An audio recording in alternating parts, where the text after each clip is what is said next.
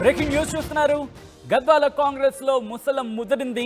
BRS MLA బండ్ల కృష్ణమోహన్ రెడ్డి కాంగ్రెస్ లోకి వస్తున్నారన్న వార్తలతో కాంగ్రెస్ నేత సరిత తిరుపతయ్య అసంతృప్తి వ్యక్తం చేశారు. బండ్ల రాకను తీవ్రంగా వ్యతిరేకిస్తున్నారు సరిత తిరుపతయ్య. అనుచరులతో కలిసి హైదరాబాద్కు వచ్చారు సరిత తిరుపతయ్య. బండ్లను చేర్చుకోవద్దంటూ ఎంపీ మల్లు రవి ముందు కంటతడి పెట్టుకున్నారు. అసెంబ్లీ ఎన్నికల్లో గద్వాల కాంగ్రెస్ అభ్యర్థిగా పోటీ చేసి ఓడిపోయారు సరిత తిరుపతయ్య. విజువల్స్ మీరు చూస్తున్నారు. కంటతడి పెట్టుకుంటున్నారు సరిత తిరుపతయ్యకు సంబంధించిన విజువల్స్ మీరు చూస్తున్నారు. అయితే బండ్ల కృష్ణమోహన్ బండ్ల కృష్ణమోహన్ రెడ్డి కాంగ్రెస్ లోకి వస్తున్నారన్న వార్తలతో కాంగ్రెస్ నేత సరిత తిరుపతయ్య అసంతృప్తిని వ్యక్తం చేశారు. ఇన్ఫాక్ట్ నిన్న ఇదే సమయానికి మనం మాట్లాడుకున్నాం. బండ్ల కృష్ణమోహన్ రెడ్డి కాంగ్రెస్ లోకి రావచ్చు అనే మాటకు సంబంధించి, కాంగ్రెస్ లోకి చేరబోతున్నారనే ప్రచారం జోరందుకుంది. ముఖ్యంగా మంత్రి జూపల్లి కృష్ణారావు ఆయన వెళ్లారు, మాట్లాడారనే అంశానికి సంబంధించి కూడా చర్చ విస్తృతంగా జరిగింది. ఈ నేపథ్యంలో ఆయన కాంగ్రెస్ లోకి వస్తున్నారు, బీఆర్ఎస్ వీడి కాంగ్రెస్ లోకి వస్తున్నారు అన్న అంశానికి సంబంధించి ప్రచారం జోరందుకున్న నేపథ్యంలో ఈరోజు మల్లు రవి ఇంటికి చేరుకున్నారు సరిత తిరుపతయ్య. ఇన్ఫాక్ట్ ఆ విజువల్స్ మీరు చూస్తున్నారు. బండ్ల రాకను తీవ్రంగా వ్యతిరేకిస్తున్నారు సరిత తిరుపతయ్య. అయితే అనుచరులతో కలిసి హైదరాబాద్కు వచ్చారు సరిత తిరుపతయ్య. బండ్లను చేర్చుకోవద్దంటూ ఎంపీ మల్లు రవి ముందు కంటతడి పెట్టుకున్నారు. అసెంబ్లీ ఎన్నికల్లో గద్వాల కాంగ్రెస్ అభ్యర్థిగా పోటీ చేసి ఓటమిని చూశారు సరిత తిరుపతయ్య. ఈ నేపథ్యంలో ఏం జరిగింది, అక్కడ వాళ్ళు ఏమంటున్నారు, సరిత తిరుపతయ్య కావచ్చు, ఆమె అనుచరులు కావచ్చు, లేకపోతే కాంగ్రెస్ వర్గాలు కావచ్చు, ఏమంటున్నారో తెలుసుకునే ప్రయత్నం చేద్దాం. మా ప్రతినిధి రామ్దాస్ మరిన్ని అప్డేట్స్ అందిస్తారు. రాజకీయం ఆసక్తికరంగా మారింది.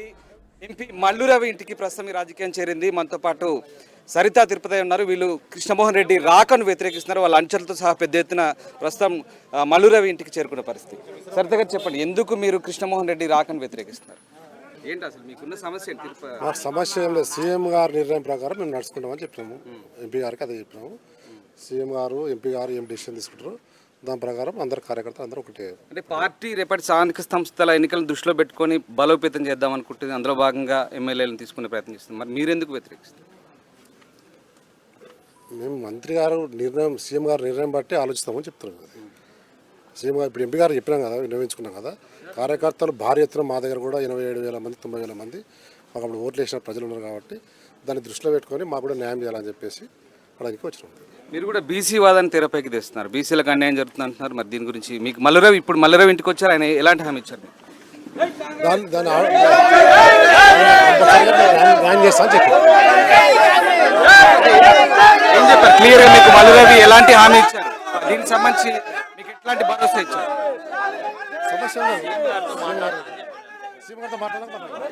రైట్, ఇది మొత్తం మీద కాంగ్రెస్ పార్టీ రాజకీయాలు అయితే ఆసక్తికరంగా మారుతున్నాయి. గద్వాల్ ఎమ్మెల్యే కృష్ణమోహన్ రెడ్డి రాకను వ్యతిరేకిస్తూ భారీగా ఇక్కడ తిరుపతయ్య అంశాలు, సరిత తిరుపతయ్య అంశాలు అయితే చేరుకున్న పరిస్థితి. మొత్తం మీద వీళ్ళకి అనుకూలంగా ఇక్కడ నినాదాలు చేస్తున్న పరిస్థితి. మనతో ఎంపీ మల్లు రవి ఉన్నారు. మల్లు రవి గారు నమస్తే అండి. సరిత తిరుపతయ్య వీళ్ళు కృష్ణమోహన్ రెడ్డి రాకను వ్యతిరేకిస్తున్న పరిస్థితి. ముఖ్యంగా తమకు అన్యాయం జరుగుతుందంటూ వీళ్ళు మీ ఇంటికి వాళ్ళు వచ్చి వాళ్ళ ఆవేదన వ్యక్తం చేస్తున్నారు. కాంగ్రెస్ పార్టీ హైకమాండ్ ఏ రకమైన ఆలోచన చేస్తుంది అంటే, మీరు ఎమ్మెల్యేలను ఆకర్షణలో భాగంగా ఇవాళ కృష్ణమోహన్ రెడ్డి తీసుకునే ఆలోచనలు ఉన్నారు, కానీ మొదటి నుంచి పార్టీని అంటుపెట్టుకుని ఉన్నాం, మాకు అన్యాయం జరుగుతుందంటూ వాళ్ళు ఇవాళ పెద్ద ఎత్తున మీ ఇంటికి చేరుకున్నారు. సో మీరు ఎట్లాంటి హామీ ఇచ్చారు? ఇవాళ ఈ గద్వాల ప్రజలకు కానీ నాకు కానీ వచ్చినటువంటి ఇన్ఫర్మేషన్ పేపర్లో వార్తలు చూసి నాకు తెలిసింది. ఈ ప్రజలందరూ పేపర్లో వార్త చూసి ఇక్కడికి వచ్చారు. వాళ్ళ అభిప్రాయాన్ని అన్ని మండలాల నుంచి వచ్చిన వాళ్ళందరినీ ఒకళ్ళతో ఒకళ్ళు అందరూ అభిప్రాయాన్ని తెలుసుకున్నాను. ఆ అభిప్రాయాన్ని ముఖ్యమంత్రి గారి దృష్టికి రేపు తీసుకుని వెళ్తాను. దాంతోపాటు తిరుపతయ్య గారు, సరితమ్మ గారు కూడా కలిసి అక్కడ చేస్తారని చెప్పాను. 22వ తారీఖు నేను గద్వాల వెళ్తున్నాను. ఎందుకంటే నేను ఎంపీగా గెలిచిన తర్వాత మొట్టమొదటిసారిగా గద్వాల పోవాలనే కార్యక్రమాన్ని నేను తిరుపతయ్య గారికి, సరితమ్మ గారికి పొద్దున్నే చెప్పాను. అక్కడికి వస్తాను. అక్కడ ప్రభుత్వ యంత్రాంగం ఏ రకంగా పనిచేస్తుంది, మరి ఇప్పుడు రాష్ట్రంలో కాంగ్రెస్ పార్టీ అధికారంలో ఉంది కాబట్టి ఎట్లుందో అవన్నీ చూడటానికి ఇప్పటికే మంత్రి జూపల్లి కృష్ణారావు దీనికి సంబంధించి కసరత్తు చేస్తున్నారు. కృష్ణమోహన్ రెడ్డి ఆయన లాగేందుకు ముఖ్యంగా జూపల్లి కృష్ణారావు దీని వెనకాల ఉన్నారనేది వాదన. ఇది అపోహని నేను అనుకుంటున్నాను. జూపల్లి కృష్ణారావు గారు మా ఇన్ఛార్జ్ మినిస్టర్, నేను ఆయన కలిసి పనిచేస్తున్నాం కదా. నేను ఇప్పుడు ఎక్స్ఎంపీ కాదు కదా, నేను కూడా ఎంపీ అయ్యాను కదా. అంటే రాజకీయంగా ఆ ప్రాంతంలో ఉన్న రాజకీయ పరిణామాలు నాతో కూడా మాట్లాడతారని అనుకుంటున్నాను. నాతో ఇంతవరకు కృష్ణారావు గారు మాట్లాడలేదు, సీఎం గారి దగ్గర నుంచి ఇన్ఫర్మేషన్ లేదు. నేను రేపు కృష్ణారావు గారితో కూడా మాట్లాడతాను, వీళ్ళ అభిప్రాయాన్ని కృష్ణారావు గారికి కూడా తెలియజేస్తాను, ముఖ్యమంత్రి గారితో మాట్లాడతాను. కానీ సీఎం గారికి ఇన్ఫర్మేషన్ లేదంటున్నారు. ఇప్పటికే రేవంత్ రెడ్డి కూడా ఆయనతో టచ్లోకి వెళ్ళాడు కృష్ణమోహన్ రెడ్డితో అని వార్తలు వస్తున్నాయి. ఆర్టీవీకి తెలిసి ఉంటుంది, నాకు తెలియదు. ఎందుకంటే మీరు ఇక్కడ మేము మాట్లాడే సంగతి ఎట్ట తెలుసుకొని వచ్చారో నాకు అర్థం కావట్లేదు. ఎక్కడైనా ఒక జంతువు సరిపోయిందంటే 2 గంటల్లో దూడబాతులు వచ్చి దాన్ని పీక్కొని తిన్నట్టు ఇక్కడ మేమేదో మాట్లాడుకుంటున్నాం పార్టీ విషయాలు. మీరు వచ్చారు, మిమ్మల్ని వద్దని చెప్పలే నేను. ఎందుకంటే మేము మాట్లాడుకునేది ఎంపీ గారు బట్ గురువారం రోజు రికార్డు కావాలా? నువ్వే చెప్పింది ఎట్లా? మేము ఏం చెప్తున్నాను, మేము మాట్లాడిందంతా రికార్డు చేసావు కదా, చేసి చూపించుకో. మేమేమన్నా బహిరంగ సీక్రెట్ మాట్లాడుతున్నావా? ప్రజాభిప్రాయం తెలుసుకున్నాం, ప్రజల అభిప్రాయం ముఖ్యమంత్రికి చెప్తాం, అదే రకంగా కృష్ణారావు గారికి చెప్తాం. కృష్ణారావు గారు ఆ రకంగా మాట్లాడారని మీరు అనుకుంటున్నారు.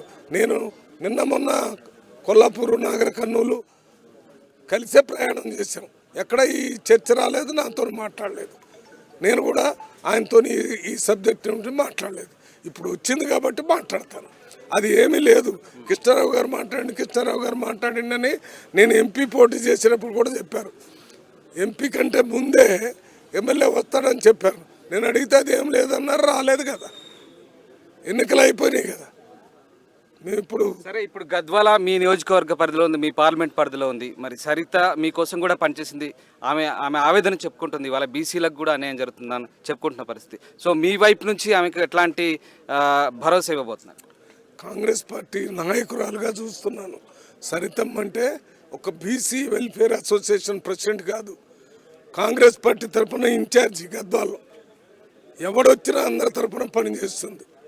ఆమెకు అన్యాయం జరగకుండా చూడాల్సిన బాధ్యత కాంగ్రెస్ పార్టీ ఎంపీగా నా మీద ఉంది, నేను చూస్తాను.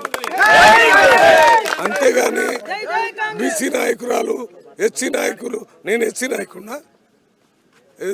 నేను ఎస్సీ నాయకుడిని మీరంటే బీసీ నాయకురాలు. నేను కాంగ్రెస్ పార్టీ నాయకుడిని. ఎస్సీ కోటాలో నేను పోటీ చేశాను. నేను ఎస్సీ ఒప్పుకుంటాను, ఆమె కూడా బీసీ నేను ఒప్పుకుంటాను. కానీ బీసీ నాయకురాలు అంటే మాత్రం ఒప్పుకోం. ఆమె కాంగ్రెస్ నాయకురాలు ఫ్రమ్ బీసీ, నేను కాంగ్రెస్ పార్టీ నాయకుడిని ఫ్రమ్ ఎస్సీ. అట్లని వేరే వాళ్ళందరూ పని చేయకుండా. ఒక విషయం చెప్పండి, మొదటి నుంచి పార్టీ కోసం కష్టపడుతున్న వాళ్ళని కాదని ఇప్పుడు వేరే పార్టీ నుంచి వచ్చిన వాళ్ళకి ఒకవేళ ప్రాధాన్యత ఇస్తే కనుక ఆయన ఎలాగో చెప్తున్నారు 2-3 రోజుల్లో జైన్ కాకపోతుందంటూ అనుచరుల దగ్గర కూడా చెప్తున్న పరిస్థితి. సో అదే కనుక జరిగితే మరి ఎట్లాంటి రియాక్షన్ ఉంటుంది? మేము చెప్పేది ఒకటి, నువ్వు చెప్పేది ఒకటి. అసలు ఏమీ లేదయ్యా, ఆలు లేదు, సూలు లేదంటే వాడు పేరేదో పెట్టమని చెప్తున్నాను. నువ్వు పెడితే పెట్టుకో, శ్రీకృష్ణుడు అని పెట్టు, లేకపోతే వెంకటేశ్వర స్వామి అని పెట్టు, లేకపోతే ఇంకోటి యేసుక్రీస్తు అని పెట్టు. ఎవడు కావాలి? అసలు పుట్టనే లేదు, మాట్లాడటం లేదంటే వచ్చిండు. నేను చెప్పాను కదా. సరే, ఇప్పుడు ఇంతమంది ఎందుకు వచ్చినట్టు, ఇంతమందికి సరిత గారు ఎందుకు కంటతడి పెడుతున్నట్టు, ఈ అనుచరులంతా కూడా ఎందుకు ఆవేదన వ్యక్తం చేస్తారు? ఆ మాటలు మాట్లాడు. ఎక్కడ కంటతడి పెడతారు? ఏమి పెట్టడం, వాళ్ళ హక్కు కోసం అడుగుతున్నారు. అడిగే బాధ్యత వాళ్ళ మీద ఉంది, వినే బాధ్యత నా మీద కూడా ఉంది. అందుకని వింటున్నాను. అక్కడ ఎవరు ఎక్కడ ఎప్పుడు వచ్చి చేరతారనేది అసలు చర్చే జరగలేదు ఇంతవరకు. నాకు తెలుసు. నేను 2-3 రోజుల కిందటే ముఖ్యమంత్రి గారిని కలిశాను. నాకు కూడా రాజకీయాలు, రాష్ట్ర రాజకీయాల మీద కొంత అవగాహన ఉంది. తప్పనిసరి మంత్రి గారి దృష్టికి తీసుకెళ్తున్నారా సరిత గారి ఇష్యూని? 100% ఇప్పుడు దాకా చెప్పేది అదే కదా. ముఖ్యమంత్రి గారి దృష్టికి తీసుకుపోకుండా మరి ఎందుకు వీళ్ళందరూ వచ్చి చెప్పేది నాకు? నేను తప్పనిసరిగా ముఖ్యమంత్రి గారి దృష్టికి తీసుకుని వస్తాను. వారు సరితమ్మ, తిరుపతి గారు కూడా ముఖ్యమంత్రి దృష్టికి తీసుకుని వెళ్తారు. నేను 22వ తారీఖున గద్వాలకు వెళ్తున్నాను. అక్కడికి వెళ్ళినప్పుడు ప్రజాభిప్రాయాన్ని కూడా తెలుసుకుంటాను. దాంతోపాటు అక్కడ ప్రభుత్వ యంత్రాంగం ఇప్పుడు 6 నెలలు అయింది, కాంగ్రెస్ ప్రభుత్వం వచ్చింది, ప్రభుత్వం పనిచేస్తుందో తెలుసుకోవటం కూడా నా ఉద్దేశం. తెలుసుకుంటాను ఆ రోజు పొద్దున 11 గంటలకు అక్కడికి వెళ్తాను.